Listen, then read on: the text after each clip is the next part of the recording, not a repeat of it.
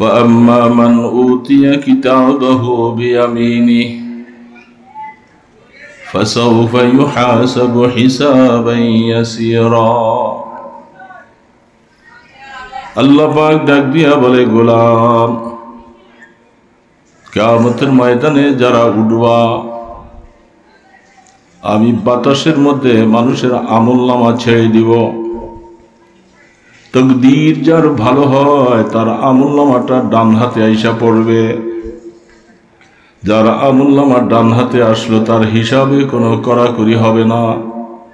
আমি জমিনের মধ্যে কোরআনের মাধ্যমে তোমাদেরকে জানিয়ে দিয়েছি কি আমল করলে আমলনামাটা ডান হাতে আসবে। সেই রাস্তাটা তুমি গ্রহণ করে চলতে থাকো। আশা করা যায় কিয়ামতের ময়দানে আমলনামাটা ডান হাতে আসবে। আল্লাহ না করুক যদি আমলনামাটা বাম হাতে চলে আসে, ঘর বাড়ি দালান কোঠা সর্দারি মাতবরি সব কিছু শেষ হয়ে যাবে। সেদিন চিৎকার করে কলিজাটা ফেটে যাবে বাবা। সেই কথাটা যাদের দিলের মধ্যে মনে আছে, দুনিয়ার মধ্যে তার হায়াতটা সে একটা সেকেন্ড সময়ও সে বেকার কাটাবে না। সব সময় আল্লাহ পাকের গোলামির মধ্যে হায়াত কাটাবার চেষ্টা করবে। যত ওয়াজ নসিহত সব কিছুর মূল এক জায়গায়। আমি দুনিয়া থেকে যাবার সময় আমি ইমানের দৌলত নিয়ে কবরে যাই, এই আশাটা সকলের। কি বলেন, ঠিক না বেঠিক?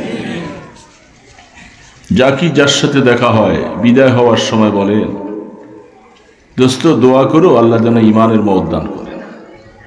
এই কথাটা সবাই বলে। তার মাকসাদ, যেহেতু দুনিয়াতে তো যা কিছু করলাম, মওতের সময় যদি আল্লাহ পাক বন্দা না বলেন,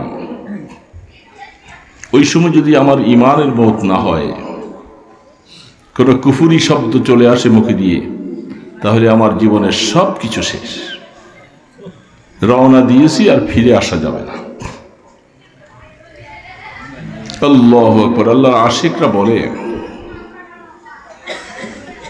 मैं तेरे महबूब की शबाहत लेके आया हूँ, हकीकत उसको कर दे, मैं सूरत लेके आया हूँ। মনের আবেগ নিয়ে বলেন, হে আল্লাহ, দুনিয়ার জীবনে যতদিন বেঁচে ছিলাম চেষ্টা করেছি মাওলা তোমার কিছু গোলামি করব, তোমার বন্ধুর তরিকা অনুযায়ী হায়াতটা কাটাবো। তারপরেও পরিপূর্ণভাবে পারি নাই। আমি তোমার বন্ধুর কিছু মহাব্বত অন্তরে নিয়ে আল্লাহ কবরের দিকে আসতেছি। এ আল্লাহ, তুমি দয়া করে আমার এই সুরতটাকে তুমি হাকিকত বানাইয়া দিও। हकीकत और एक चीज है, हकीकत में वही कामिल शिकस्ता दिल जैसे हासिल, बहुत तालिबे खुदा मिलता शिकस्ता दिल नहीं मिलती। बाबा नामाज অনেকই পড়ি, মুনাজাত অনেকই করি, তেলাওয়াত অনেকই করি। আল্লাহর আরিফ বলতেছে, আল্লাহ পাক যে জিনিসটা চায়, সুরতের দিকে আল্লাহ দেখতে চান না। অন্তর ভাঙা কার? শিকস্তা দিল কার? অন্তর ভাঙা কার হবে? আল্লাহু আকবার। তু উসে বচা বচা কে না রাখ, उसमें आयना है वे आयना, जो शिकस्ता हो तो अजीज तर है निगाहे आयना साज में। আল্লাহর আরিফ বলে, দুনিয়ার মধ্যে দেখো, ঘরের মধ্যে বিভিন্ন জায়গায় দোকানে আয়না থাকে।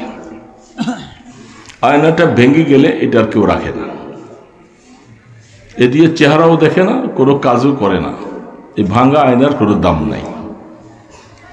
আল্লাহর আরিফ বলতেছে, আরেকটা আয়না আছে যেটা তোমার কলবে বসাই দেওয়া হয়েছে। ওই আয়নাটাকে যত বেশি ভাঙবা তত আয়না বানানোওয়ালার কাছে এটার দাম বেশি বেড়বে। তুঝে বচা বচা কে না রাখ, उसमें आईना है वे आईना जो शिकस्ता हो तो अजीज तर है निगाहे आईना साज में। এই আয়না বানানেওয়ালা কারিগর হলেন আমার আল্লাহ। তিনি বলেন যে গোলাম তুই এই কলবটারে ভাঙ। কেমনে ভাঙবি? আল্লাহ জমিনে পাঠিয়েছে যেইভাবে কাজ করা বলতেছিলা কিছুই করতে পারি নাই, মন ভরে তোমাকে ইবাদত করে খুশি করতে পারি নাই, জীবনে অনেক অন্যায় নাফরমানি করে ফেলছি, এখন কবরের দিকে যাওয়ার সময় চলে আসছে মাওলা, আমার মতো গোলামের সাথে যদি তুমি একটু ভালো ব্যবহার না করো আমার জাহান্নাম ছাড়া কোনো উপায় নাই। এই জন্য অন্তরটা ভেঙে দাও বারবার করে মাওলা, তুমি ছাড়া আমার আর কেউ নাই।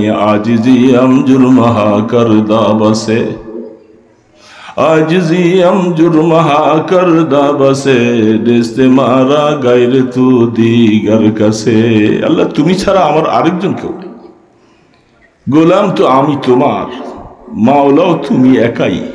এমন কোনো আর জাত নাই যে যার কাছে যাইয়া আমি ক্ষমা চাইতে পারি। আশ্রয় চাওয়ার মতো কোনো জায়গা নাই, আশ্রয়ের জায়গা একমাত্র তুমি। এই করে তুমি অন্তরটাকে ভাঙো নিরিবিলি বসে বসে। ওয়ারাজুলুন যাকারাল্লাহ খালিয়ান ফাফাযাত আইনা। আল্লাহ রাসূল বলেন তুমি এরকম হও, মসজিদের কোনায় ঘরের কোনায় রাত্রি শেষ ভাগে উঠে তুমি আল্লাহ পাকের কাছে কাঁদতে থাকো, এমন ভাবে আল্লাহকে ডাকতে থাকো যেন তোমার চোখ দিয়া পানি পড়তে থাকে। এই হালাত যদি তুমি তৈরি করতে পারো গোলাম, আল্লাহ রাসূল বলে বান্দা মনে রাখবা কিয়ামতের ময়দানে আল্লাহ তোমাকে আল্লাহ তার আরশের ছায়ার নিচে জায়গা দিবে। ওয়ারাজুলুন যাকারাল্লাহ খালিয়ান ফাফাযাত আইনা। চোখ দিয়া ঝর্ণার মতো পানি পড়তে থাকে। মাওলা তখন দেখে আমার গোলাম কেন কাঁদে, কি অপরাধ করেছে। হাদিস শরীফের মধ্যে আল্লাহ রাসূল বলেন লা ইয়ালিজুন নার মান বাকা মিন খাশিয়াতিল্লাহ।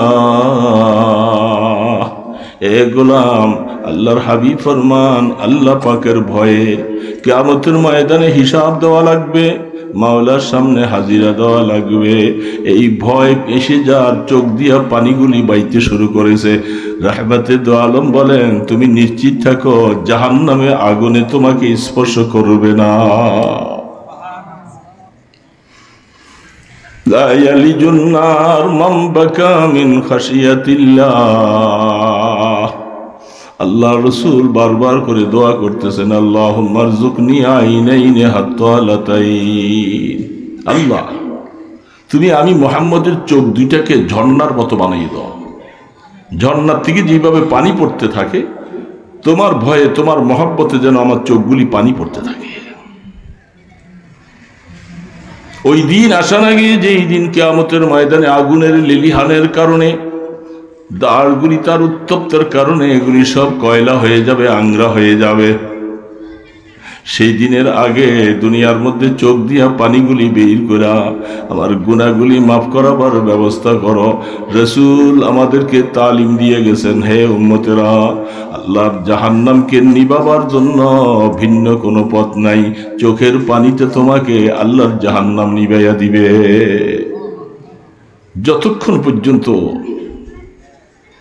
আমি আমার গুনার কথা স্মরণ করে চোখ বেয়ে যতক্ষণ পর্যন্ত পানি না আসবে বাবা ততক্ষণ পর্যন্ত মনে করতে হবে যে আমার দিলটা কাসওয়াত হয়ে গেছে, দিলটা শক্ত হয়ে গেছে, আল্লাহ পাকের রহমতের তাওয়াজ্জু আমার দিকে এখনো আসে না। ছোট একটা বাচ্চা মার গর্ভ থেকে পড়ে তার জরুরত কত কিছু আছে, দীর্ঘদিন সে কথা বলতেও শিখে নাই। আল্লাহ পাক বলে তার কিছু লাগবে না, কথা বলার আগ পর্যন্ত আমি একটা জিনিস তাকে দান করেছি, সেই জিনিসটার নাম হলো শুধু কান্না। যখন পেটে ব্যথা হয়, অসুস্থতা হয়, কোনো পেরেশানির মধ্যে পড়ে যায়, ক্ষুধা লাগে, আর কিছু নাই, শুধু কান্না। তুমি কাঁদতে থাকো, সব কিছুর সমাধান হয়ে যায়। হ হয় না? ঠিক তুমি গোলাম যতক্ষণ পর্যন্ত আমার কাছে ওই বাচ্চার মতো এইভাবে করে বেল বেল করে তুমি কাঁদতে না পারবা, গোলাম তোমার অনেক কিছুর সমাধান এখনো আটকা থাকবে। এই যোগ্যতা অর্জন করো। আর এটা চেষ্টা করে পারা যাবে না। আল্লাহর সাথে মহব্বতের সম্পর্ক লাগাইলে, আল্লাহ পাকের আযাবের কথা, ভয়ের কথা এগুলি স্মরণ করলে দেখবা আল্লাহ ওয়ার্ডার করবে, চক্ষু আমার গোলামের চক্ষুটা ঝর্ণার মতো পানি বের করে দে, আমি এই উসিলায় আমার গোলামকে মাফ করে দিব। গিরিয়ায় বাসিদ কে বার যাহা জানাত তাকে আরশো পরশো রানা লাকুনাত। এই জন্য নিরিবিলি বসে, হাদিসের মধ্যে আল্লাহ রসুল কেন বললেন যে তুমি নিরিবিলি বসে আল্লাহকে ডাকো আর চোখ দিয়া পানি ছাড়ো। ইচ্ছা করে চোখে পানি আনা যায় বাবা, ইচ্ছা করলে কান্না যায়। দুঃখ পাইলে, ব্যথা পাইলে, কেউ আঘাত দিলে হয়তো দুঃখের কারণে চোখে পানি আসে, কিন্তু আল্লাহ পাকের মহব্বতের পানি। আল্লাহু আকবার। হযরত নানুপুরি রহমতুল্লাহ আলাইহি বলতেন, যখন তুমি ব্যথা আঘাত পাও কারণ মৃত্যুর কারণে, যখন কানবা, তোমার চোখে যখন পানি ছাড়বে, এই পানিটার তাসির হলো এটা গরম। এটা গালের মধ্যে আসলে অনুভব করবা যেটা গরম লাগতেছে। আর যখন আল্লাহ পাকের মহব্বতের আযাবের কথা স্মরণ করে যখন কানবা, তখন দেখবা সেই পানিটার তাসির হলো ঠান্ডা। এই দুইটা জিনিস তাসির আমরা ব্যক্তিগত দেখতে পারবো সবাই। আল্লাহ সুবহানাহু ওয়া তাআলা, এই জন্য ইমানদার মুসলমান বাবা, আল্লাহ সুবহানাহু ওয়া তাআলা বলতেছে হায়াত তো চলতেই থাকবে। হায়াতের মধ্যে আমি গুনাহ কত করেছি আর আল্লাহকে খুশি করেছি কত, এটার হিসাব করা লাগবে। হাসিবু ক্বাবলা আন তুহাসাবু ওয়াজিনু ক্বাবলা আন তুজানু মুতু ক্বাবলা আন তামুত। দোস্ত, দুনিয়া তো তার হালাতের উপরে চলতে থাকবে। দোকানদারি চলবে, ক্ষেত খামার চলবে, চাকরি নাকরি চলবে, গাড়িওয়ালারা গাড়ি চালানো চলবে, সব তার গতিতে চলছে। তো এই গতি চলার ভিতরে দেখা যাবে একদিন আমি নাই, আমি নাই, আমাকে পাড়ি দিতে হবে ওইদিকে। ঘরের মধ্যে পড়ে আছেন, সুন্দর খাট পালং সোফা সব কিছুর মধ্যে আছি, এই সময়ের ভিতরে হঠাৎ করে ডাক চলে আসবে। বহু মানুষের জীবনে এরকম খবর পেয়েছি, এত সুন্দর জীবন কাটাচ্ছে, মওত এসে গেল, এখন বেশিক্ষণ ঘরের মধ্যে রাখতে কেউ রাজি না, তাড়াতাড়ি করে বাইর করে রাখো। গাড়ির পার্কিং এর জায়গা আছে, সেখানে একটা খাটের মধ্যে করে নিয়ে সবাই আসছে। ছোট বাচ্চারা ভয় পায়, সবাই ভয় পায়। কেন ভয় পায়? এই লোকটার কি জিনিসটা নাই? সবই তো আছে, তার এখন রূহ নাই, বাকশক্তি নাই, এখন সবাই ভয় পায়। দুনিয়ার জন্য এত কিছু করলাম, কত নামাজ নষ্ট করেছি শুধু দুনিয়া। ব্যবসা, দোকানদারি, ক্ষেত খামার, চাকরি নকরি, এগুলি করতে যাইয়া জীবনে কত নামাজ নষ্ট করেছি, হিসাব আছে? হিসাব নাই। এক ওয়াক্ত নামাজের জন্য যুবক বাবাজিরা শুনে নাও, অল্প কথা, বেশি কথা বলবো। দুনিয়ার হায়াত, আখেরাতের হায়াত। আল্লাহ পাক কোরআনে বলছেন, তোমার দুনিয়ার 50,000 বৎসর, আখেরাতে একদিন। এত লম্বা সময়, সেই সময়টা আমার সামনে। এই সামনের হায়াতটার জন্য আমি কি করলাম? 50,000 বৎসর এই জমিনে, এই জমিনটাকে পাল্টিয়ে দেওয়া হবে। আল্লাহু আকবার। সারা পৃথিবীর সমস্ত পানিগুলি আগুনে পরিণত হবে। ওয়াইজাল বিহারু সুজ্জিরাত, সমস্ত সমুদ্রের পানিটা জাহান্নামের আগুনের সাথে মিলে যাবে। দাও দাও করে আগুন জ্বলতে থাকবে। বাবা, কত বড় সাহস! আগুন সামনে, আমি আল্লাহর সাথে সম্পর্ক না করে ওই দেশে রওনা দিয়েছি। সাহস কত বড়! এক দেশ থেকে আরেক দেশে যেতে হইলে ভিসা লাগে, ভিসা ছাড়া গেলে হ্যান্ডকাপ লেগে যায়, জেলখানা যাওয়া লাগে।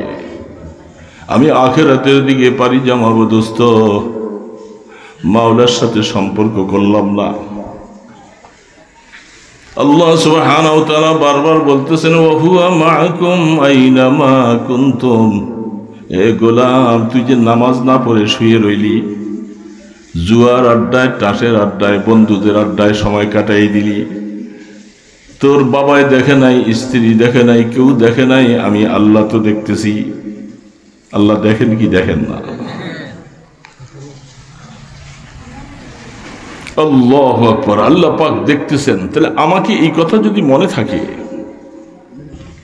মা ইয়ালফিযু মিন কাওলিন ইল্লা লাদাইহি রাকীবুন আতীদ। আল্লাহ সুবহানাহু ওয়া তাআলা বলতেছে, বান্দা একটা কথা বলার আগে চিন্তা করবা, এই কথাটা তো আমার আমলনামায় লেখা হবে, এই কথাটা কি আমার আল্লাহর খুশির কথা না আল্লাহর নারাজের কথা বলতেছি। বলার আগে চিন্তা করা লাগবে, আমলনামা ভরপুর হয়ে গেছে, যা কিছু বলবা সব কিছু লিখনেওয়ালা আছে, লিখনেওয়ালা আছে। কিরামান কাতিবিনা ইয়ালামুনা মা তাফআলুন। তাহলে আমি কেমন করে নামাজটা না পড়ে ঘুমাইয়া থাকলাম? দোস্ত, রাত্রি ঘুমাইছি মশারি খাটাইয়া, যদি একটা পিঁপড়া হাঁটতে হাঁটতে যায়, যদি নাকে কানের ভিতরে ঢুকে, আরামের ঘুমটা হারাম হয়ে যাবে। তো আমি তো ঘুমাইয়া গেছি, পিঁপড়াকে পাহারাদারি কে করলো? আল্লাহ পাক বলতেছে, বান্দা তুই তো ঘুমাইতেছিস, আমি ফেরেশতা মুকাররার করেছি, আমার বান্দা ঘুমাইতেছে, যেন পিঁপড়া দিয়ে তার কানে না ঢুকে তোরা পাহারাদারি কর। আমি তো বেখবর হয়ে ঘুমাইলাম, ফজরও চলে গেল, এসব পড়ি নাই। তো আমাকে আল্লাহ কেন পাঠিয়েছেন দুনিয়ায়? শুধু ওই বিল্ডিং, দালান কোঠা, এই জমিদারি এগুলি করাবার জন্য? দোস্ত বলেন না, এর জন্য পাঠাইছে?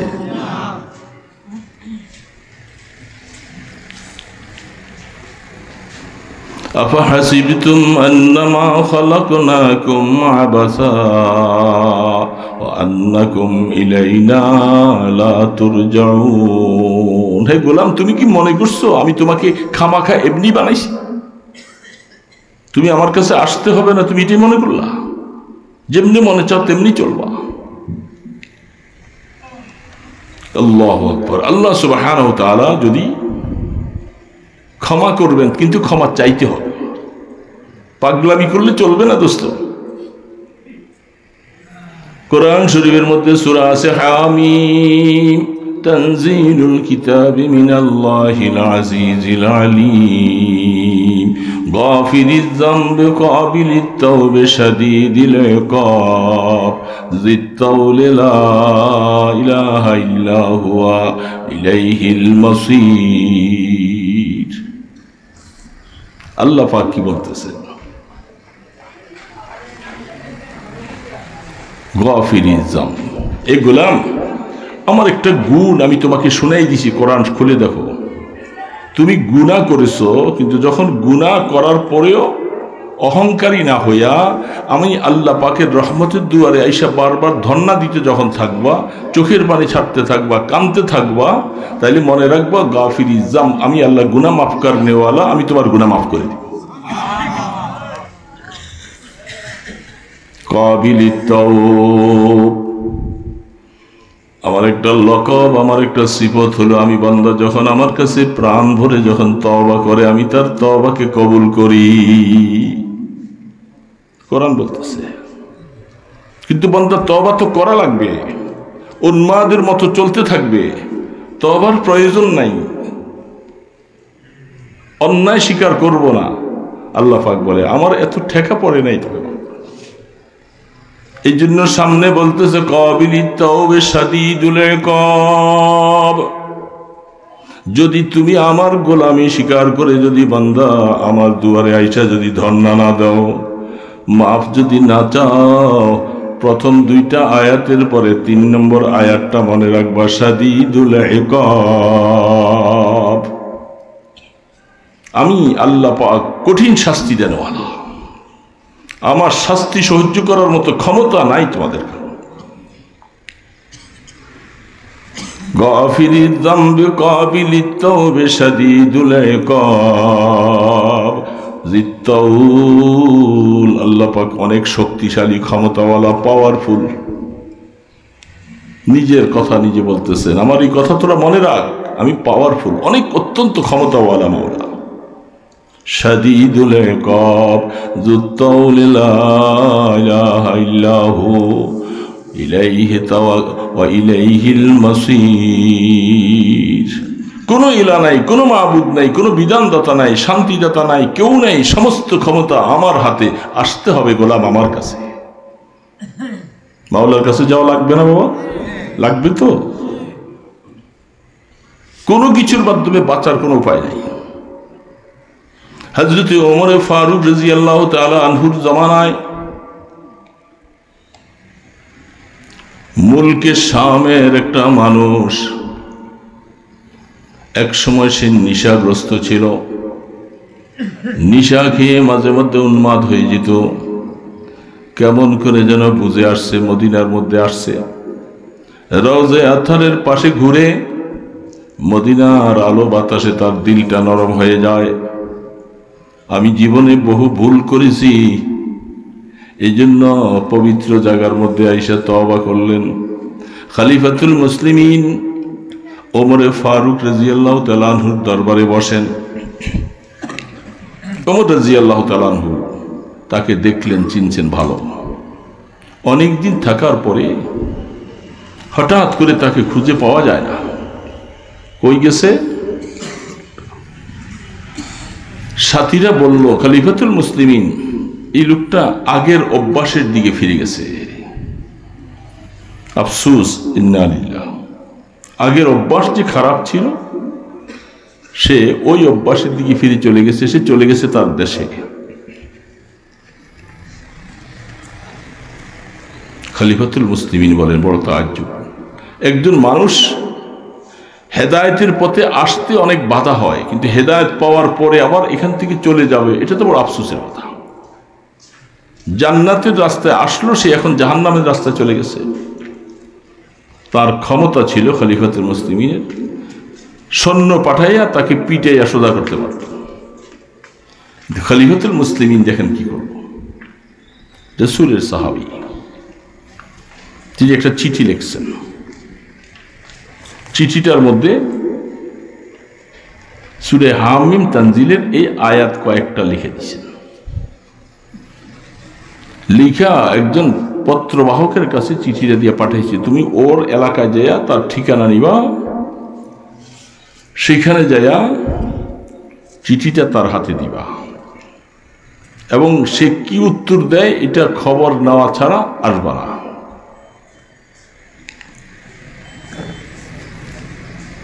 ঠিকই সেই পত্রবাহক সফর করে গিয়েছেন, সেই লোকটার কাছে গেছে। সে এমন এক অবস্থায় আছে, আসলেই উন্মাদের মতো নেশাখোর। অপেক্ষা করলেন, যখন তার নেশার আসল যখন তার থেকে দূর হয়ে গেছে, তার হাতের মধ্যে চিঠিটা দিয়েছেন। চিঠিটা কার? খলিফাতুল মুসলিমিনের চিঠি, প্রধানমন্ত্রীর চিঠি। প্রথমত চিঠি হাতে নিয়ে আসে, থরথর করে কাঁপতেছে। যখন শুনছে যে প্রধানমন্ত্রীর চিঠি, সে চিন্তা করলেন, হায়, আমি তো ওই দরবার থেকে চলে আসছি, উল্টাপাল্টা হয়ে গেছি, আমার কপালে অনেক কিছুই হয়তো আছে, পানিশমেন্ট হবে, ধরে নিয়ে জেলে ঢুকাই দিবে। চিঠিটা খুললেন, দেখি কি লেখছে। চিঠির প্রথম দিয়া যখন এই কথাটা লিখছে, হামিম তানজিলুল কিতাবে মিনাল্লাহিল আজিজিল আলিম গাফিরিজ যামবি কাবিলিত তাওবা শাদীদুল ইকাব জিত্তাউল লা ইলাহা ইল্লাহু ইলাইহিল মাসীর। আরব দেশের মানুষ আয়াতের সরি তর্জমা এমনি বুঝে। চিঠিটা হাতে নিয়া এক নজরে অনেক সময় পর্যন্ত শুধু চাইয়া থাকলেন। চাইয়া থাকতে থাকতে থাকতে থাকতে আস্তে করে দেখা যাচ্ছে চোখ দিয়া পানি আসতেছে। তাফসীর লেখে যখন চোখ দিয়ে পানি আসা শুরু হয়েছে, যিনি পত্রবাহক তিনি দাঁড়িয়ে আছেন, দেখতেছেন। তিনি বলছেন, দোস্ত তুমি চিঠিটা নিয়ে আমার কাছে আসছো। আমি প্রথমে ভয় পেয়ে গেছিলাম যে আসলে আমি উল্টা রাস্তায় চলে গেলাম। তার ক্ষমতা ছিল, তার পাওয়ার ছিল, আমাকে ধরে নিয়ে পিটাইয়া জেলখানায় আটকে রাখতে পারে। খলিফাতুল মুসলিমিন কত বড় মানুষ, আমাকে সেগুলি না বোঝাইয়া আল্লাহর কোরআনের এমন আয়াতটা আমার সামনে রাখছে, ওরে গোলাম তুই যতই তুমি পাপিষ্ট হইয়া চলে গেলি, তুই এখনো ফিরে আয়। আল্লাহ পাক তোমাকে ডাকতেছে, গাফিরি যামব কাবিলি তাওব। আমার আল্লাহ, তুমি যত বড় পাহাড় পরিমাণ গুনাহ করো, সেই গুনাহকে মাফ করার মতো ক্ষমতা আমার আল্লাহ পাকের আছে। এবং তুমি নিশ্চিত থাকো, তুমি যখন প্রাণ ভরে আল্লাহ পাকের কাছে তওবা করবা, যখন আল্লাহ সুবহানাহু ওয়া তাআলা তোমার তওবা কবুল করবে, এই আশ্বাসের বাণীও শোনাই দিয়েছে। আল্লাহর বান্দা চোখের পানি চেয়ে কেঁদে, দোস্ত দেরি করবো না, চলো, আমি ভুলই করেছিলাম, আমি খলিফাতুল মুসলিমের সাথে দেখা করব। এই সফর করে মুলকে শাম থেকে রওনা দিয়েছে। আস্তে আস্তে আস্তে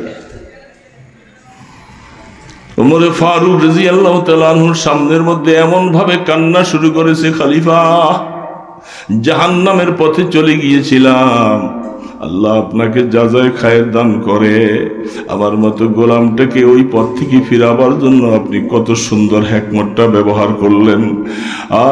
আমি আপনার জন্য প্রাণ খুলে দোয়া করি, দোয়া করো আমি আর যেন কোনোদিন পথ হারা হয়ে না যা।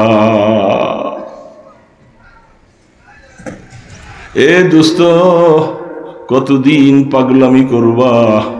আরে বন্ধু, জীবনে কত গুনাহ করেছি, কত কিছু করলাম, কত নামাজ ছেড়েছি, কত মিথ্যা কথা বলেছি, কত গীবত করেছি, গুনার অন্ত নাই। এগুলি আমলনামার মধ্যে সব সংরক্ষিত। দুনিয়াতে যাওয়ার আগে গুনার থেকে যদি মুছাইয়া দিতে না পারি, হাকিকত অত্যন্ত খারাপ হবে। যত বেশি বেশি নিরিবিলি বসে তওবা করতে পারি, বড় মিয়া ছোট মিয়ার কোন রকমের প্রভেদ নাই। আল্লাহ পাক বলে আমার কাছে ওই লোকটা দামি, যার দিলটা এমন ভাবে আমার কাছে পেশ করেছে, তার দিলের মধ্যে গুনার কারণে অহংকার নাই, নিজের মধ্যে বড়ত্ব নাই, নিজকে নিজে একটা নিকৃষ্ট জাতির মতো মনে করে আল্লাহর কাছে বারবার করে কাঁদতে থাকে যে আল্লাহ আমি গুনাহ করে ফেলছি, আর করব না। কোরআন বলতেছেন, ওয়াল্লাযীনা ইযা ফাআলু ফাহিশাতান আও যালামু আনফুসাহুম যাকারুল্লাহ। যারা নিজের নফসের উপরে জুলুম করেছো, গুনার কাজ করে ফেলছো, বিভিন্ন রকমের অন্যায় কাজের মধ্যে লিপ্ত হয়ে আল্লাহকে তুমি নারাজ করে ফেলছো, ফাহিশা কাজ করেছো, জিনা করেছো, ব্যভিচার করেছো, এই ধরনের কাজ করার পরে তুমি নৈরাশ হইয়া দূরে সরে গেছো। আল্লাহ পাক বলে আয় যাকারুল্লাহ, নিরিবিলি হয়ে যাও, একাকী হয়ে যাও, গুনার সাক্ষী কাউকে বানাইও না, শুধু মাওলার কাছে পেশ করো, আল্লাহ আমি তো এই গুনাহগুলি করেছি। ফাস্তাগফারু লিযুনুবিহিম, নিরিবিলি প্রাণ ভরে এত খাঁটি তওবা করো, করছি তো আর করব না। নামাজ ছেড়ে দিয়েছিলাম, আজকের থেকে তওবা করলাম, আল্লাহ আমি আর নামাজ ছাড়বো না। আল্লাহ মিথ্যা কথা বলেছিলাম, আর বলবো না। গীবত করেছিলাম, আর গীবত করব না। এইভাবে করে যত যত কঠিনতম অন্যায় করেছি, আল্লাহ কোরআনে আয়াতে বলছে এগুলি সব স্মরণ করে প্রাণ ভরে মাওলার কাছে তুমি স্মরণ করো, আল্লাহকে ডাকো, আল্লাহর জিকির করো, আল্লাহর ভয় অন্তরের মধ্যে জাগা দাও। সামনে আল্লাহ বলতেছেন, যখন এইভাবে তুমি ওয়ামা ইয়াগফিরুয যুনুবা ইল্লাল্লাহ, তুমি ইয়াকিন করে অন্তরের মধ্যে জায়গা দাও, গুনাহ মাফ করার মতো ক্ষমতা কারো নাই, শুধু ইল্লাল্লাহ, শুধু আমি আল্লাহ। এই কথা ইয়াকিন করে যখন বান্দা তুমি চাইতে থাকবা, আর মনে রাখবা ওয়ালাম ইউসিররু আলা মা ফাআলু ওয়া হুম ইয়ালামুন, শুধু এখন তওবা করেছো, সকালে আবার ওরকম না, এটা করা যাবে না। বুঝে শুনে আবার গুনার মধ্যে পা দিব না। অজানা বশত অন্যায়ভাবে গুনাহ হয়ে যায়, সেটার জন্য ভিন্ন মাসালা। কিন্তু কোরআন বলতেছে ওয়ালাম ইউসিররু আলা মা ফাআলু ওয়া হুম ইয়ালামুন, জেনে বুঝে আর গুনার দিকে পা বাড়াইবে না। যদি এই হালাত হতে পারো, আল্লাহ পাক আশ্বাস দিয়েছে গুনাহ মাফ করবে। এই জন্য দোস্ত, আমাদের গুনাহ এরকম আছে না নাই? আছে না নাই?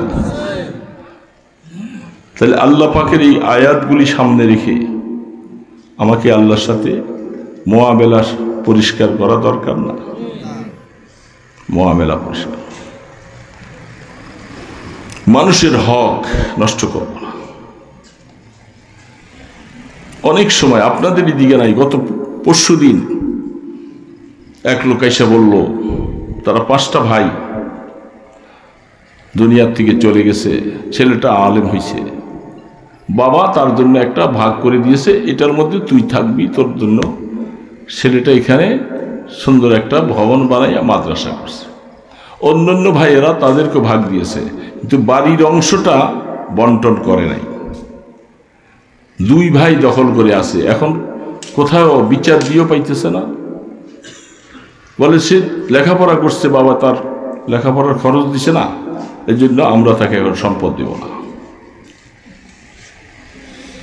আরেকজন, তারা 7 ভাই, এই চাঁদপুর আসবার সময় মাহফিল থেকে আসতেছিলাম মহামায়া মাদ্রাসায়, বলতেছিল আমার ভাইয়েরা আমরা 7 ভাই, আমি আলেম হইছি, আমাকে এমন একটা অবস্থা রাখছে, কোনো একটু সম্পত্তি ভাগ করেও দেয় না, কিছু না।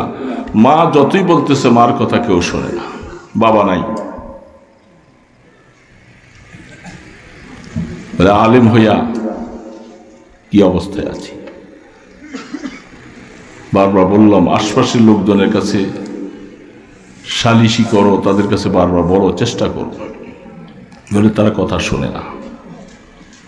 এরকম ঘটনা আমি 2টা শুধু বাস্তবতার সাথে বললাম, এরকম হাজারো ঘটনা আছে। বাবাও ইচ্ছা করে অনেক সময় মেয়েদেরকে তাদের সম্পত্তিকে বঞ্চিত করে ছেলেদের নামে দিয়ে দেয়। এরকম বাবা আছেন অনেক সময়।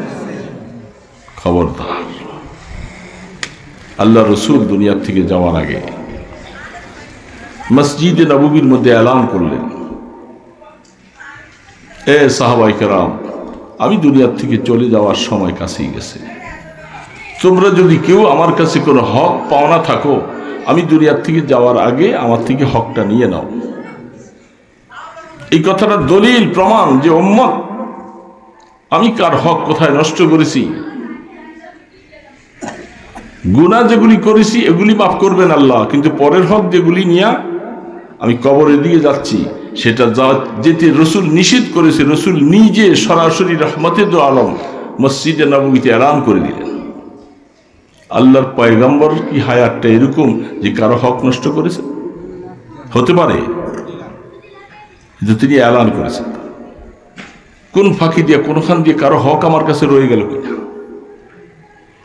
আল্লাহু আকবার। একজন সাহাবী দাঁড়াইছেন, একজন সাহাবী দাঁড়াই বলেন, ইয়া রাসূলুল্লাহ, আমার একটু হক আছে আপনার উপরে।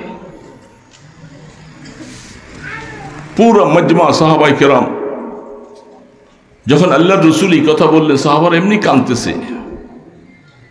রসুলের কাছে হক পাওনা এমন কি জিনিস, দুনিয়ার থেকে যাওয়ার আগে রসুল এটাকে মুআমেলা সাফ করে যেতে চায়। যেই সাহাবী দাঁড়িয়েছে তার দিকে সকল সাহাবারা নজর উঠাইয়া দেখতেছে, কি আজীব মানুষ, তুমি কি হক পাইবা রসুলের কাছে? যত হক, টাকার মুআমেলা হোক, যে কোনো মুআমেলা হোক, আমরা প্রতিশোধ করে দিব। আল্লাহর পয়গম্বরের কাছে তুমি যেও না। রসুল বলছেন, ক্ষান্ত হও, যদি মুআমেলা সে আমার কাছে যদি হক পাওনা থাকে, আমি তার হক দিয়া দুনিয়ার থেকে যাইতে চাই। সাহাবী কাছে আসো, কি হক তোমার? ওগো আল্লাহর হাবিব, অমুক যুদ্ধের মধ্যে যখন আপনি সারিবদ্ধ করে কাতার সোজা করতেছিলেন, তীরের এইভাবে পিঠের মধ্যে লাগাইয়া নামাজের কাতারের মতো সোরা করতেছিলেন। আমি আপনার তীরের আঘাতটা আমার পিঠের মধ্যে পাইছি। সাহাবাই কেরাম যার যার করে কাঁদতেছে, কি আশ্চর্য ব্যাপার, এমন ব্যাপারটা যুদ্ধের ময়দানে তোমাকে কাতার সোজা করতেছে, তুমি এটা কষ্ট কেন রাখলা?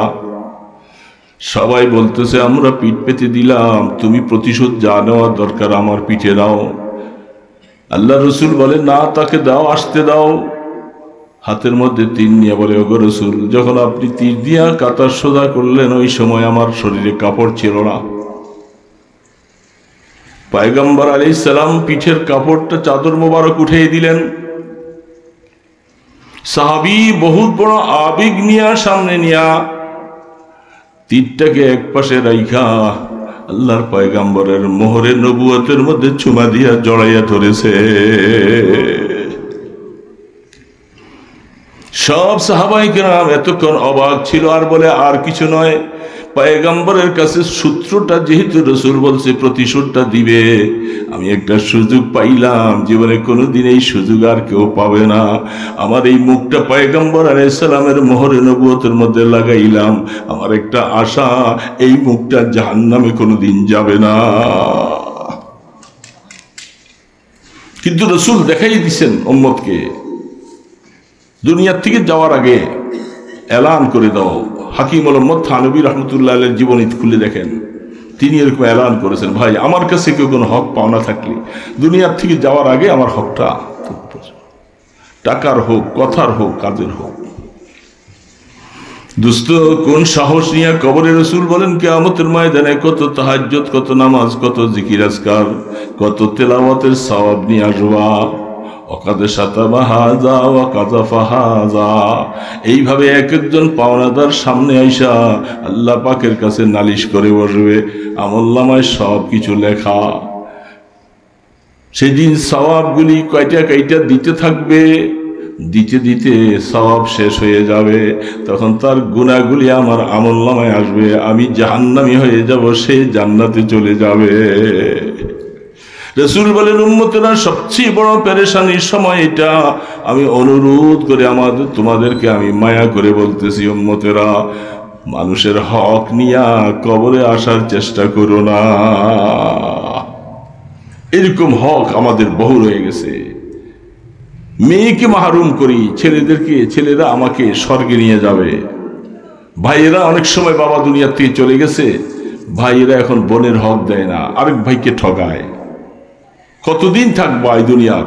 জুলুম করে এক বিগত জমিন নিবা, বুখারী শরীফ খুলে দেখো, এক বিগত জমিন তুমি জুলুম করে দখল করবা, 7 তবক জমিন বানাইয়া কিয়ামতের ময়দানে তোমার গলায় ঝুলাইয়া দিয়া ময়দানে হাসরে উঠাবে। সেদিন বুঝবা যে এই জমিন দখল করেছিল, তার শাস্তিটা কি হবে রে বাবা। অনুরোধ করে বলি, কারো হক যদি আমার উপরে থাকে, রাত্রে শুয়ে শুয়ে চিন্তা করে এই হকগুলি দেওয়ার চেষ্টা করি। কাউকে গালি দিছি, কাউকে অন্যায় করেছি, অনেক সময় কারো এহসাস এসে যায়, শরমে যায় না। না, দুনিয়ার শরমটা বড় জিনিসটা দোস্ত, সবচেয়ে বড় জিনিস হলো আখিরাতের শরম। এই জন্য নিরিবিলি বসে সেই বান্দার কাছে যাইয়া, ভাই তুমি আমাকে মাফ করে দাও।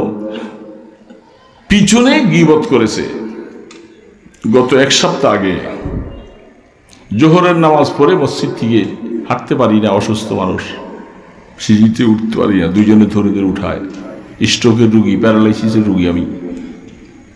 এতটুকুতে আল্লাহ আমাকে এখন চালাইতেছে, এটা তো আল্লাহ পাকের অপার মহিমা। ছিলাম বিছনায় শোয়া, এই জন্য চলতে পারি না। এটা তো দূরওয়ালারা কেউ বুঝে না, যারা কাছে থাকে তারা হালাত বুঝে যে আমি কত অসুস্থ। তারপরেও এখন আল্লাহর বান্দাদের এই মহব্বতে দূরে দূরে যাই কষ্ট করে। একটা লোক বলতেছে, হুজুর একটু কথা বলবো, আসেন। কামরা দিয়ে বসলাম, বলে গ্লাসটা কমাইয়া দাও। সেই লোকটা কি বলতে চায়, আমার সামনে বসে সে চোখের পানি ছেড়ে দিছে। কিরে বাবা কাঁদতেছো কেন? হুজুর কাঁদতেছি, আসলে আপনার কাছে আমি একটু মাপ চাইতে আইছি। আমি বেদাতি মৌলবী ওই তাহের শাহ, সেই এলাকায় আমার বাসা, তাদের সাথে চলে আপনাকে আমি অনেক গালিগালাজ করেছি, অনেক গালমন্দ বলছি। আমি পরে বুঝতে পারছি যে আসলে আমি ভুল করতেছি। আল্লাহ আমাকে বুঝ দিছে, এখন হায়াতে আপনি বেঁচে আছেন, আমি মাপ না চাইয়ে নিলে তো এটার জন্য আমাকে শাস্তি ভোগ করতে হবে। এই জন্য আসছি, আপনি আমাকে আল্লাহর রাস্তায় মাফ করে দেন। চোখের পানি ছেড়ে কাঁদতে শুরু করলেন। বললাম যে বাবা, আপনি যে আমাকে গালি দিছেন আমি তো শুনিও নাই, জানিও না। আপনি এসে এখন বলছেন, এখন শুনলাম, আমি আপনাকে মাফ করে দিই, আল্লাহ যেন আপনাকে মাফ করে দেয়, মাফ করে দেয়।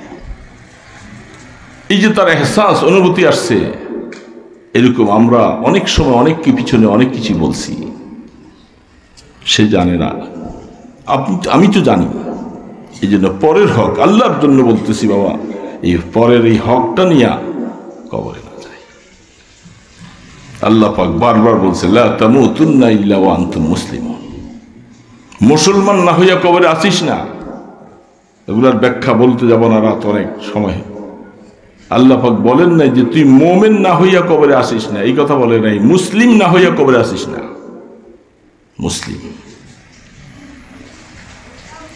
এই জন্য নিরিবিলি বসি, বালিশের মধ্যে মাথা রেখে চিন্তা করি যে কথাগুলি যে বললাম, আল্লাহ শুকর, আমিও চেষ্টা করতেছি, আমি চেষ্টা করব যে আমি কারো হক নিয়ে যেন কবরে না যাই। ভাই বেরাদার যত আছে, নিজে কম নিব, কম খাবো, কম চলবো, তবু আরেকজনের উপরে জুলুম করবো না, জুলুম করবো না। কত ইতিহাস ইমামে আজম আবু হানিফা রহমতুল্লাহ আলাইহির জিন্দেগি তালাশ করেন, কত বড়, কত দিনার দেরহামের ব্যবসা। শুধু একটা ত্রুটিওয়ালা কাপড়, এটা বিক্রেতা তার ম্যানেজার প্রকাশ করা ছাড়া বিক্রি করছিল যে তুমি ধোঁকা দিয়েছ, খারাপটা তুমি ভিতরে রাইখা ঘাটতিটা তুমি বিক্রি করছো। এই সম্পূর্ণ ওই ব্যবসার যা মূলধন, ব্যবসা সহ সম্পূর্ণটা তিনি আল্লাহর রাস্তায় দান করে দিয়েছে ইমামে আজম আবু হানিফা। এমনি ইমামে আজম হয় নাই বাবা, এমনি হয় নাই। আমরা কথা তো অনেক বলি, অনেক কথা বলি, আমার হালাতটা কি এটা তো আমি জানি। সাহেবুল বাইতে আদরা বিমা ফি, মানুষের জন্য লম্বা কথা বলতে পারি, বলি, কিন্তু আমার হালাত। আতা'মুরুনা আন-নাসা বিল বিররি ওয়া তানসাউনা আনফুসাকুম ওয়া আনতুম তাতলুনাল কিতাব। মানুষকে নসিহত করতেছো, অথচ তুমি সে নসিহত ভুলে গেছো, ভুলে গেছো। ওই বুখারী শরীফে ওই হাদিসটা আছে, রাসূল করিম সাল্লাল্লাহু আলাইহি সাল্লাম জাহান্নামের অবস্থা দেখতেছে যে একজন মানুষ, তার নারী ভুঁড়িগুলি সব বেরিয়ে গেছে, সে আগুনের তাপে ঘুরতেছে, মানুষ চতুর্দিকে দাঁড়িয়ে আছে। জিবরিল আলাইহিস সালামকে জিজ্ঞাসা করলেন, মান হুয়া ইয়া জিবরিল, কে? বলে এই লোকটা আপনার উম্মতের ওয়াইজ মুবাল্লিগ, মানুষকে নসিহত করে, নিজে আমল করে নাই, এই তাদের শাস্তিটা এরকম হবে। সাবধান, মাইকের সামনে এসে কথা বলা বড় কঠিন কথা। মানুষ কি বলবো, আর আমি আমল করব না, আমি এটা নিব না, তাহলে তো শাস্তি আসতেছে। এই জন্য দোস্ত, সংক্ষেপে কথাটুকু বলে গেলাম। মুআমেলা সব করতে হবে দুনিয়ার, আল্লাহর সাথে যে মুআমেলা এটা শেষ করতে হবে, বান্দার সাথে মুআমেলা এটাও শেষ করো। কারো হক নিয়ে দুনিয়ার থেকে যেন না যায়। হাদিসের মধ্যে আসছেন, মুসলিম শরীফে আসছেন, তিরমিজিতে হাদিসটা আসছে, জানাজা আসছে আল্লাহ রসুলের সামনে। রসুল জিজ্ঞাসা করলেন, আল্লাহু দাইনুন, এই লোকটা কি ঋণগ্রস্ত? সাহাবারা বললেন, সে ঋণগ্রস্ত। 1 দিরহাম ঋণ আছে, 1 দিরহাম তার পরিশোধ করার মতো দিরহাম আছে। ফাসাল্লা রাসূলুল্লাহ সাল্লাল্লাহু আলাইহি ওয়াসাল্লাম, রাসূল তার নামাজে জানাজা পড়াই দিলেন। ফাউতিয়া বিরাজুলিন আখার, একটু পরে আরেকটা লাশ আসছে। রাসূল জিজ্ঞাসা করছেন, আল্লাহু দাইনু, তার কি ঋণ আছে? বলে হ্যাঁ, ঋণ আছে। শোধ করার মতো ব্যবস্থা? শোধ করার মতো ব্যবস্থা পুরাপুরি নাই। রাসূল বলেন, আমি জানাজা পড়াবো না। একজন সাহাবী হযরত আবু কাতাদা রাদিয়াল্লাহু তাআলা আনহু বলেন, ইয়া রাসূলুল্লাহ, দাইনুহু আলাইয়া, তার ঋণটা আমি আমার কাঁধে নিয়ে নিলাম, আমি শোধ করে দিব। রাসূল জানাজা পড়লেন। 3 নম্বরে আরেকজন আসছেন, তার ঋণ অনেক, ঋণ শোধ করার কিছু নাই। মান তারাকা জিয়ান ওয়া দাইনান ফাদাইনুহু আলাই। আল্লাহ রসুল তখন বললেন, যাও, যারা দুনিয়ার থেকে এই অবস্থায় চলে যায়, বাবা চলে গেছে, বাচ্চাগুলি এতিম, অথবা ঋণগ্রস্ত হয়ে আসে, দুনিয়ার থেকে চলে গেছে, ঋণ শোধ করার ব্যবস্থা নাই। রহমতে দো আলম বলেন, প্রথম বলে দিছেন তোমরা নামাজ পড়ো, আমি পড়বো না। সাহাবায়ে কেরাম বলেন, আল্লাহ রসুল নামাজে জানাজা পড়বে না, আমরা কে পড়ব? সকল সাহাবারা একসাথে মিলে তখন বলেন, ও আল্লাহ রসুল, আপনি তার নামাজে জানাজা পড়ান, আমরা সবাই মিলে তার ঋণগুলি শোধ করার ব্যবস্থা করব। তখন রসুল বলছেন, কেউ যদি তার ঋণ শোধ না করো, এরকম যদি মানুষ বিধবা অথবা এতিম রেখে যায়, ঋণের বোঝা নিয়ে যায়, জিজ্ঞাসাটা এই জন্য করলাম, তার এগুলির জিম্মাদারি আমার কাঁধে নিয়ে নিলাম। রসুলের কাঁধের মধ্যে হাত দিয়ে এইভাবে বলছেন, এটা আমি মুহাম্মদের কাঁধে। তারপরেও উম্মতকে দুনিয়ার থেকে ঋণ অবস্থায় কবরে রসুল জানাজা পড়ে দাফন করতে রাজি না। দোস্ত কি বলবো, ঋণ শোধের ব্যবস্থা, কোটি কোটি টাকা লোন নিয়ে, ঋণ নিয়ে গার্মেন্টস ফ্যাক্টরি করেছে, চলে গেছে। এখন ছেলেরা সমস্ত সম্পদ দিয়েও ব্যাংকের ঋণ 4 ভাগের 1 ভাগও শোধ হয় না। বাকি টাকা এই যে সারা দেশে ব্যাংক দেউলিয়া, হাজার হাজার কোটি টাকা নিয়েছে। হিসাব করে দেখা হয়েছে, তার সম্পূর্ণ সব কিছু বিক্রি করলেও অর্ধেক হবে না, বাকি অর্ধেক। ছেলেরা বলে যে আমরা কি করব, বাবার ঋণ তো রয়ে গেছে। এখন এই ঋণের বোঝাগুলি রেখে কবরে গেছে, কি হাঁকাই পাকাইয়া গাড়ি নিয়ে চলছে বাবা, এখন কবরে যেয়ে পার খাইতেছে পরের হক। এই জন্য খেয়াল রাখা দরকার, মিললে খাবো, না মিললে খাবো না, কিন্তু পরের হক দিয়া জমিদারি করতে রাজি না। পরের হক দিয়া জমিদারি। আমার কথাগুলি বুঝছেন বাবা? ছুটাপাটা কয়েকটা কথা বলছি, যদি আল্লাহ পাক বুঝে দেয়, আমরা বলনেওয়ালা শুননেওয়ালা সবাই আমল করার চেষ্টা করবো তো ইনশাআল্লাহ। এই জন্য ছোট্ট আয়াত পড়েছিলাম, আম্মা মান খাফা মাকাম রাব্বিহ ওয়া নাহান নাফসা আনিল হাওয়া। খাহিসাতে নাফসানি, মানুষকে এগুলি ব্যাখ্যা বলবো না, সময় নাই। মানুষকে গুনার দিকে যে কিভাবে ধাবিত করে। যুবকরা রাস্তার মোড়ে মোড়ে বসে বসে এই ফেসবুক দেখে, হ্যাঁ আরো কি কি যেন ইউটিউব, আরো কি দেখে, এর মধ্যে অশ্লীল ছায়া ছবি, হ্যাঁ নারী নর্তকীর ছবি, এগুলি সব দেখে দেখে রাত কাটায়। কত যুবক তার জুয়ানি শেষ করে ফেলছে এগুলি দেখতে দেখতে। রাত্রে যায় শোয়, নাইট প্রেশার হয়ে যায়। এখন এইভাবে হতে হতে বাবা আইসা বলতেছে, হুজুর ছেলেটা তো একেবারে কেমন জানি পাগলের মতো, বলে আরো বেশি বেশি করে তাকে ফেসবুক দেখতে বলেন, ছেলে ভালো হবে। লাইফ শেষ করে দিচ্ছে, জীবন শেষ হয়ে যাচ্ছে গুনার মধ্যে। এগুলি আমাদের যুবকদের ধ্বংসের কারণ। এইভাবে নারী পুরুষ চলছে, বেপর্দায় আমাদের সাইলাব চলছে, রাস্তায় বেরিয়ে যায় আর চোখ দিয়ে সেদিকে তাকাই। আল্লাহু আকবার। আমি কানে ধরে বলতেছি, রাস্তায় চলবো, বেগানা নারী পড়ে যাবে আর চোখ সেখান থেকে ফিরিয়ে রাখবো। আমি ওয়াদা করতেছি, আপনারা পারবেন? সবাই ওয়াদা করেন? দেখবো না, দেখবো না। প্রত্যেকটা নজরে কবিরা গুনাহ, আর এগুলি রমজ স্বাদ মজা নিতে থাকি। ওই যে একটু আগে কান্নার কথা বলছিলাম, যেহেতু যে চোখে গুনায় কবিরা করে, এই চক্ষু তো পানি ছাড়বে না। যে তুই গুনাহ কবিরা করলি, তুই কানবি কেমনে? তুই গুনাহ ছাড়, তাহলে আল্লাহ পাক অর্ডার করবে চোখ তুই পানি ছাড়, বান্দার গুনাহ মাফ হবে। আমি রমজার স্বাদ মজা নিতে থাকি রাস্তায়, বেগানা নারীদের দিকে দেখে দেখে বারবার করে স্বাদ নেই। দোস্ত, সব কিছু ম্লান হয়ে যাবে, শেষ হয়ে যাবে। যখন মৌতের ডাক আসবে তখন কি হবে? মা বোনরা সকলে মিলে কিসের পর্দা? আমি একজন দূরের মানুষ আসছি, আমার জন্য পর্দা। ঘরের মধ্যে খালাতো ভাই, মামাতো ভাই, ফুফাতো ভাই, বাসুর ইত্যাদি দেবর সবার সাথে দেখা সাক্ষাৎ হচ্ছে, কি হাসি তামসা রং তামসা হচ্ছে। সেই ঘরের মধ্যে বাবা চুপচাপ, বাবার কোনো কথা নেই। আল্লাহু আকবার, আল্লাহু আকবার। বহুত ভয়, বহুত ভয় লাগে দোস্ত। এটার নাম পর্দা না, এটার নাম পর্দা না, পর্দা না। আসলে যে কত রকমের গুনার মধ্যে আমরা জড়িয়ে আছি, আল্লাহ পাক মেহেরবানি করে যদি মাফ না করেন তো উপায় নেই। এই জন্য তওবা করবো তো ইনশাআল্লাহ। তো শেষ কথা, শেষ খাঁটিভাবে তওবা করে নিরিবিলি আর গুনাহ ছেড়ে দেই।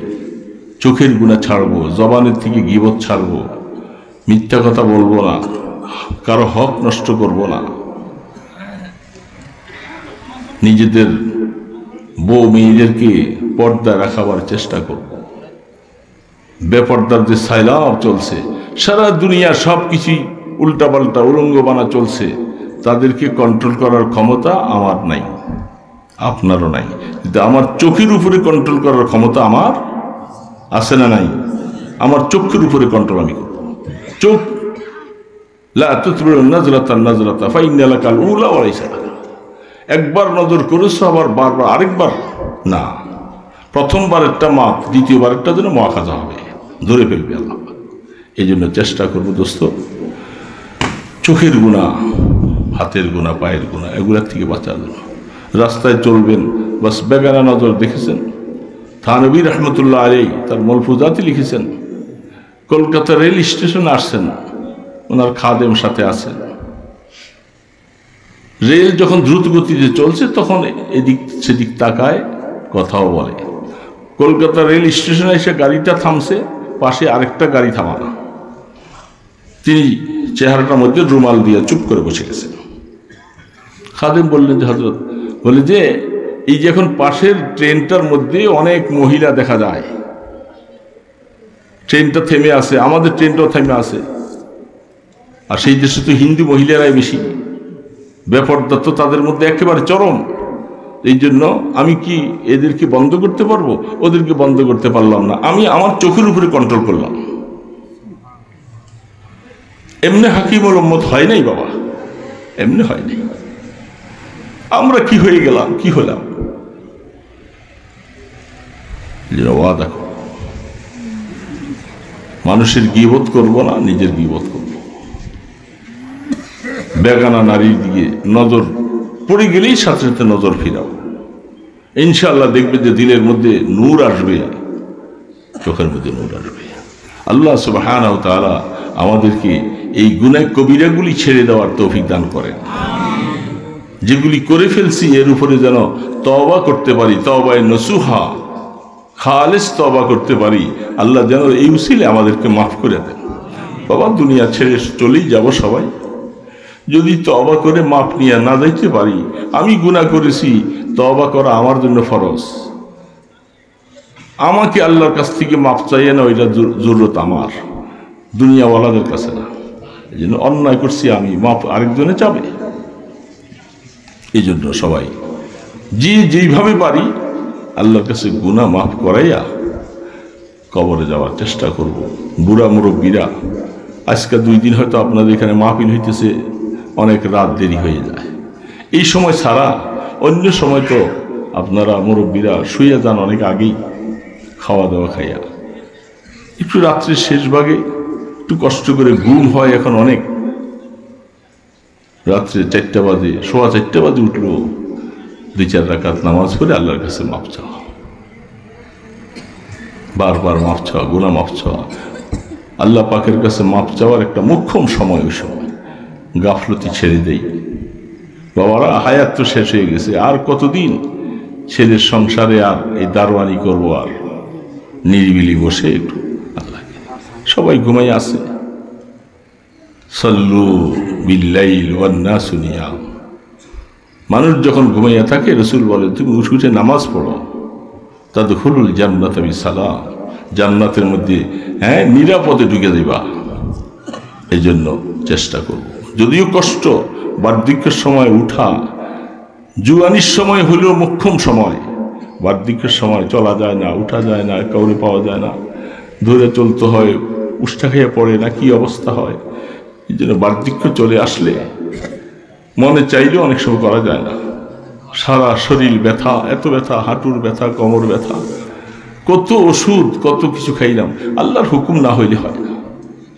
এই এখন ব্যথার ওষুধ খাইয়া, ব্যথার ওষুধ বেশি খাইলে কিডনি নষ্ট হয়ে যায়, কি করব, মানুষের আবদার দিতে হয়। এই জন্য বাবারা সময় থাকতেই হায়াতকে কাজে লাগাই, বেশি বুড়া হয়ে গেলে আর পারা যায় না।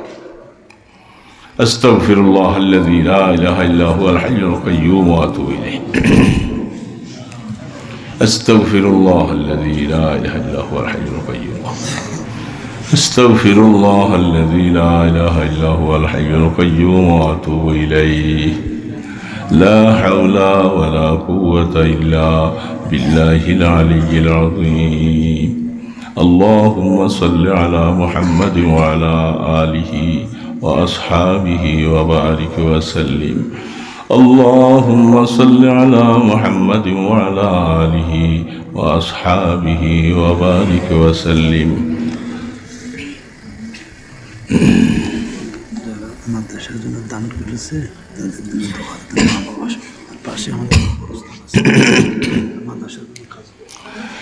আলহামদুলিল্লাহি রাব্বিল আলামিন, আলহামদুলিল্লাহি রাব্বিল আলামিন, আলহামদুলিল্লাহি রাব্বিল আলামিন, ওয়াসসালাতু ওয়াসসালামু আলা আশরাফিল আমবিয়া ওয়াল মুরসালিন। ইয়া হাইয়্যু ইয়া কাইয়্যুম, ইয়া হাইয়্যু ইয়া কাইয়্যুম, ইয়া হাইয়্যু ইয়া কাইয়্যুম, ইয়া রহমান ইয়া রহিম, ইয়া গফফার ইয়া সত্তার, ইয়া যাল কুওয়াতিল মাতিন, ইয়া রাহিমাল মাসাকিন। আয় মাওলা, ও দয়ালু খোদা, মেহেরবান খোদা, একটু তাকিয়ে দেখো বুড়া বুড়া লোকগুলি চেহারা বেঁকা করে এই গভীর রাত্রে তোমার কাছে হাত পাচ্ছে, যুবকেরা হাত পাচ্ছে, ওলামায়ে কেরাম হাত পাচ্ছে, আল্লাহ জাকিরিন শাকিরিন হাত পাচ্ছে। আমাদের হাতগুলার দিকে একটু তাকাইয়া দেখো না বাবা, আমরা কি চাই তোমার কাছে তুমি তো জানো সব বাবা। আল্লাহ আমরা অনেক বেশি গুনাহ করে ফেলছি বাবা, তোমাকে নারাজ করে ফেলছি বাবা। এখন তো ভয় লাগে কবরে কেমনে যাবো বাবা, কি নিয়ে কবরে যাবো বাবা, কবরের কোনো সামান নাই, কবরের কোনো পুঁজি নাই বাবা। আল্লাহ দয়া করে আমাদেরকে মাফ করে দাও, আমাদের জীবনের গুনাহগুলি ক্ষমা করে দাও। তুমি বলছো গাফিরিজ যামবে ওয়া কাবিলিত তাওব, গোলামের তওবা তুমি কবুল করবা, গোলামের গুনাহগুলি তুমি মাফ করে দিবা। আল্লাহ চাইতে জানি না,